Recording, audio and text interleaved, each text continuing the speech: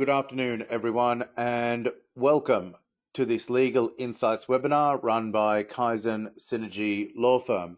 My name is Nihal Samara. I'm the General Counsel and Legal Director here at Kaizen Synergy Law Firm, and I'd like to welcome you all to today's session. Today's session focuses specifically on the safeguarding governance standards that agencies, in particular charities and community service organisations, need to meet. As always, we'd like to pay our respects to the elders past and present upon the lands on which we all meet. While this session is being run by webinar and recorded, we do pay our respects to the traditional owners accordingly. So today's session really focuses on the specific safeguarding compliance obligations that agencies need to meet. Now, what do we mean by this, and what are the specific reporting requirements that we are talking about? Well, we are going to walk you through the governance standards. These are things that we spoke about last week, and this webinar is a series of sessions that we are running in the upcoming weeks as well. Each time we will build upon the previous session, but also generally recap important areas that your agency needs to be across so that you're not missing out if you do miss one or more sessions.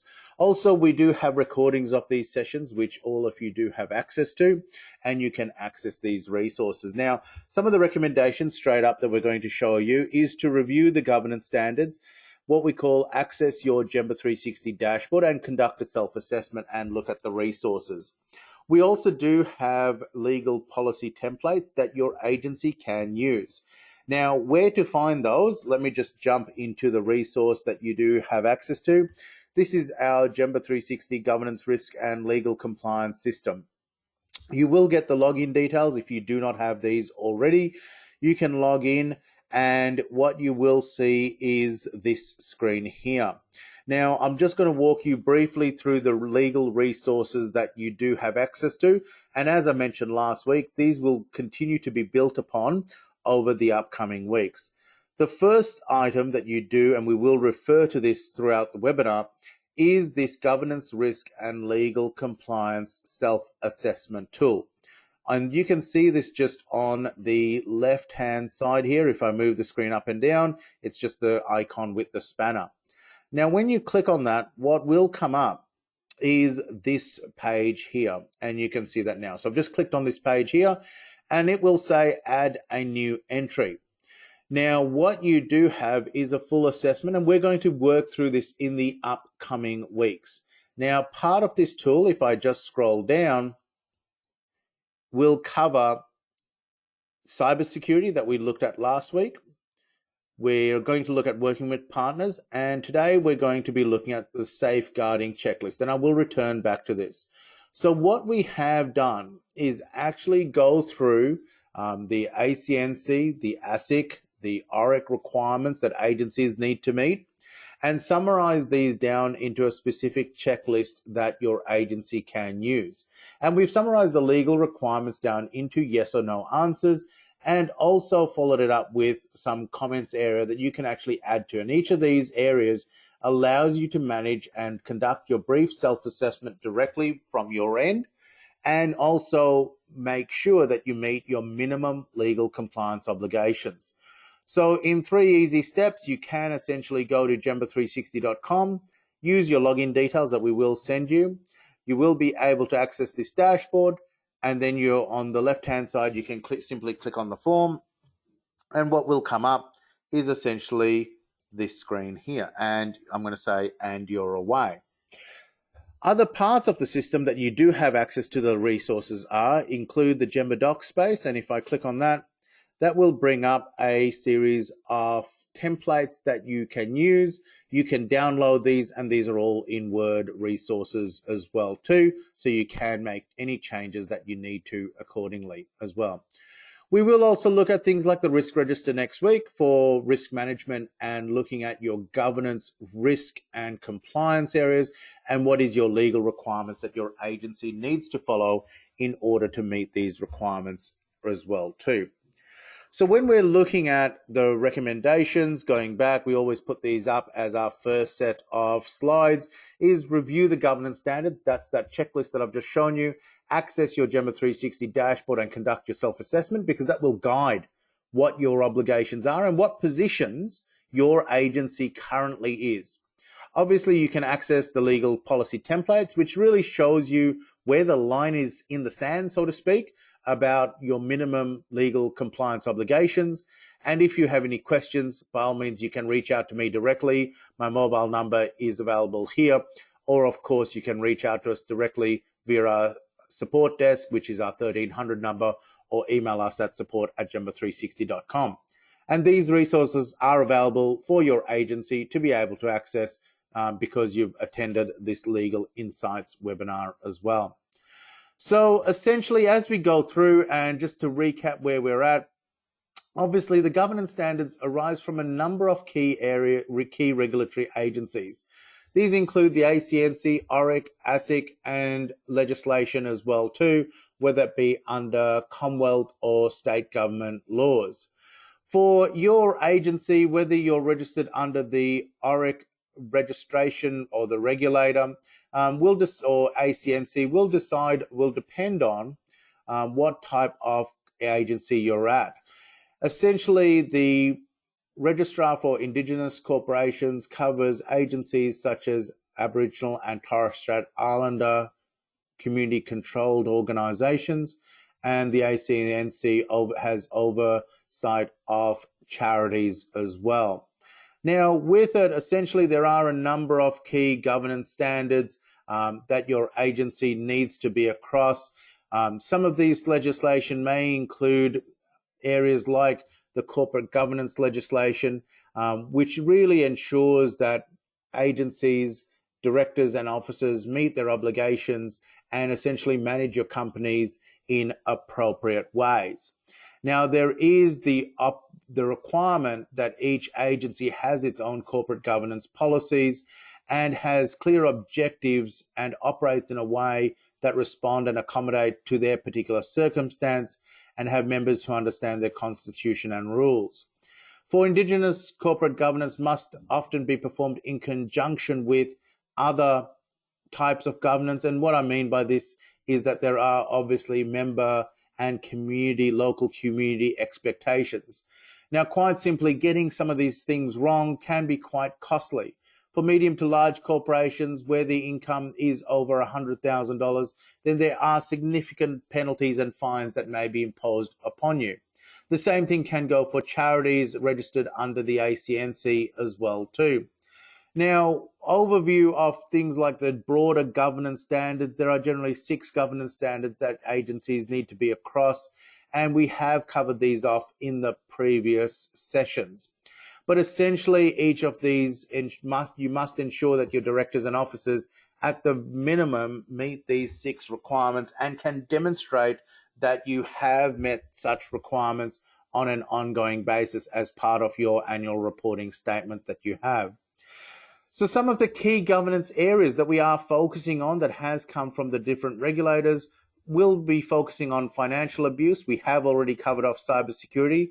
We will be looking at working with partners, and today we're looking at safeguarding vulnerable people and what this actually means as well. So let's jump to safeguarding vulnerable people and what this means and what you should be aware about in terms of your agency's obligations. So, what does this mean?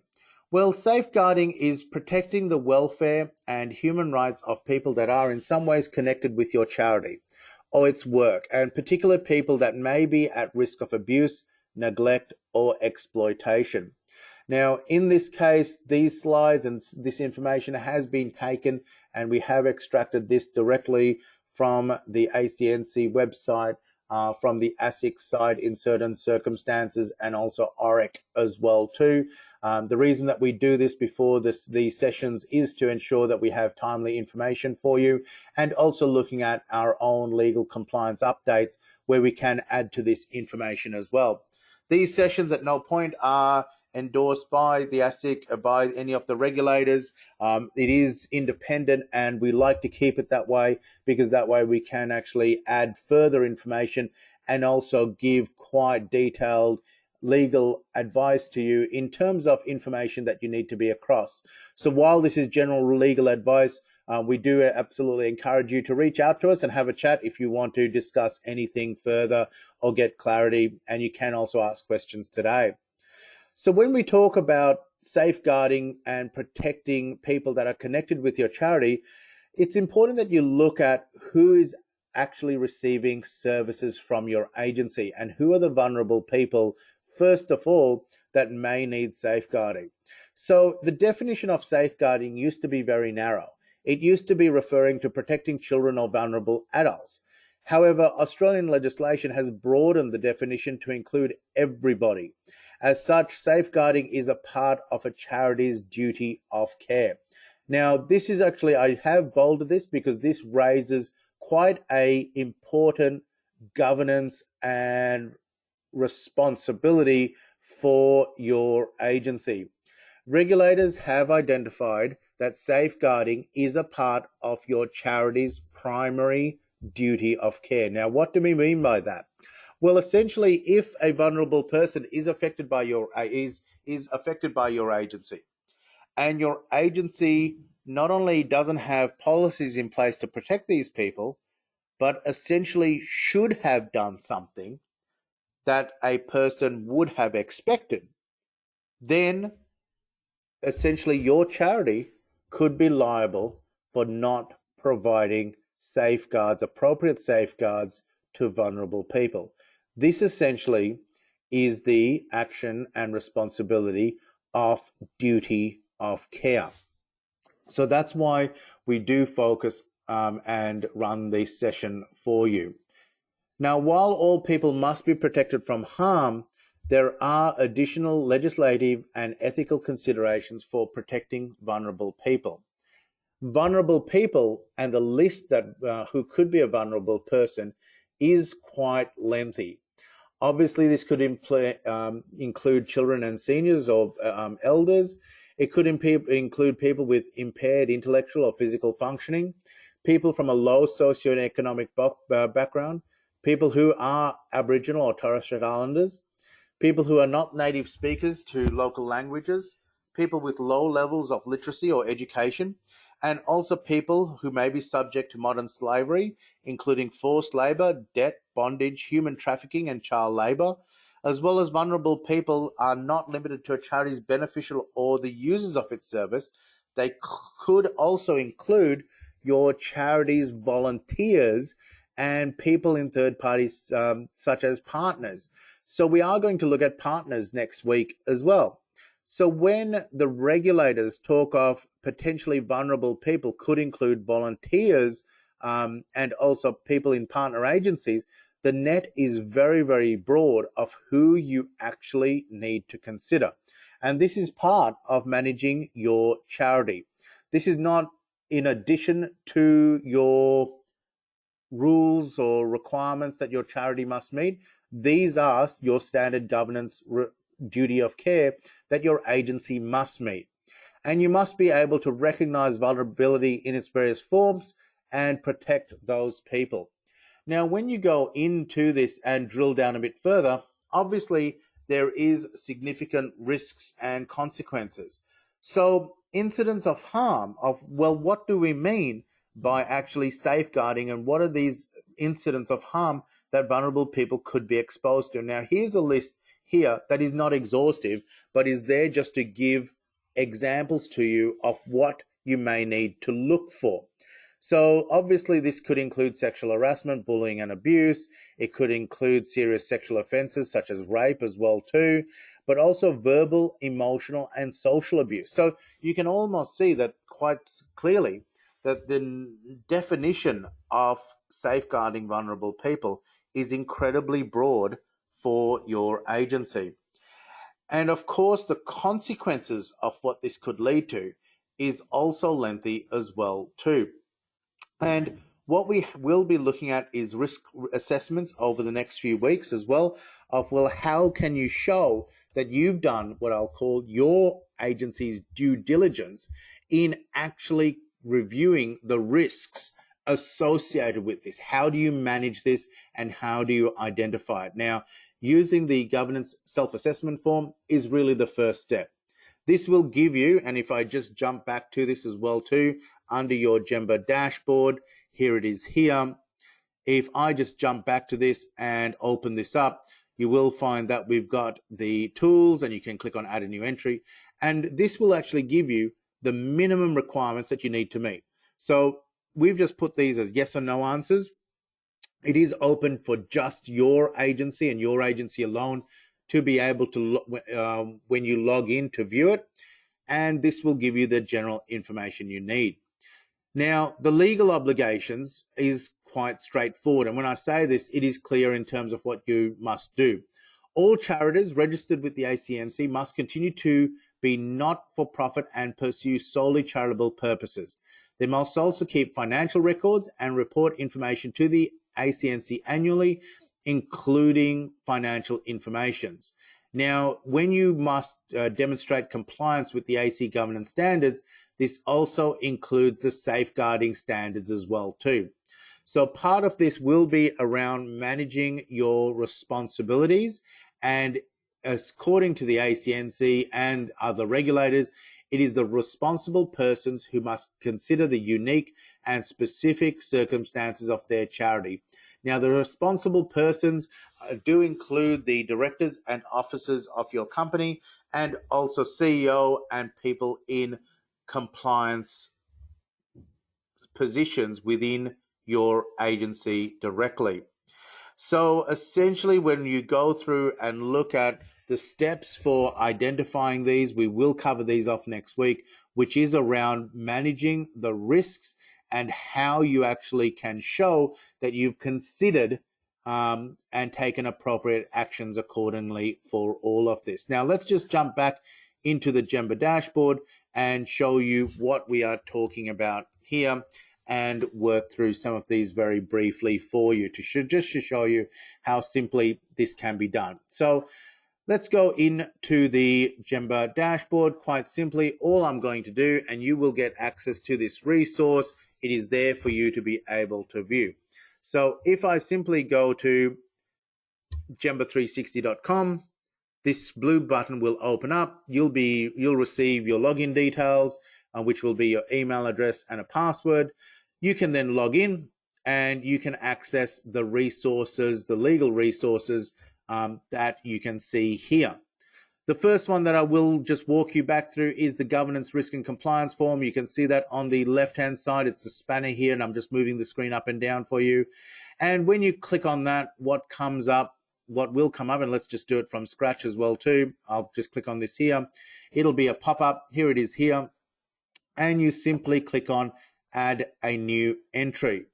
Once you've done that, you can conduct even some of the other self-assessments for financial, and if you like, jump ahead to next week's session and the week after session.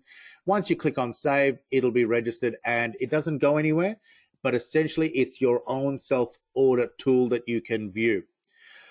What you can also go back to as well too, if I just close this down, is also the Gemba docs, and you can also look for policies and templates that I'm talking about as well.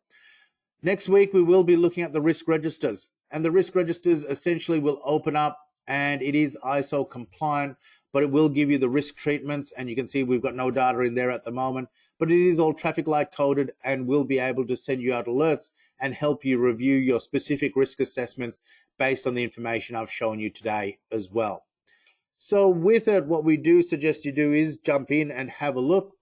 If you do have any questions, by all means, please reach out to us now. I will more than happy to stay online and answer any questions that you might have.